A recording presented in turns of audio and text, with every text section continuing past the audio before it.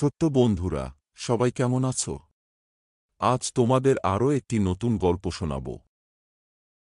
একদিন এক ক্ষুধার্ত শিয়াল খাবার খাচ্ছিল। খাবার খেতে খেতে হঠাৎ তার গলায় একটা মাংসের হাড় আটকে গেল।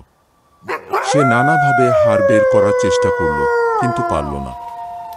অনেক চিন্তা করে সে নদীর ধারে বকের কাছে গেল। সে তখন বককে বলল, আমার গলায় মাংসের হাড় আটকে গেছে, তুমি তোমার লম্বা ঠোঁট দিয়ে আমারে মুখের ভেতর থেকে হাড়টা বের করে দাও। আমি তোমাকে এই কাজের জন্যে অবশ্যই মূল্য দেব। বক তখন শিয়ালকে সাহায্য করতে এক কথায় রাজি হয়ে গেল। শিয়াল সঙ্গে সঙ্গে হা করে বসল। বক তার লম্বা গলা শিয়ালের মুখে ঢুকিয়ে হাড়টা অনায়াসে বের করে আনল। শিয়াল নিশ্চিন্ত হয়ে হাঁপ ছেড়ে বাঁচল। তখন বক বলল, আমি তোমার হাড় বের করে দিয়েছি, এখন আমার পাওনাটা দাও। তখন শিয়াল বলল, কিসে পাওনা?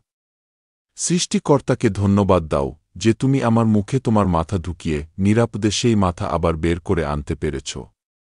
এই বলে হাসতে হাসতে শিয়াল চলে গেল। আর বক বোকার মতো দাঁড়িয়ে থাকল। এই গল্প থেকে আমরা কি শিখলাম? যারা উপকারীর উপকার স্বীকার করে না, তারাই অকৃতজ্ঞ।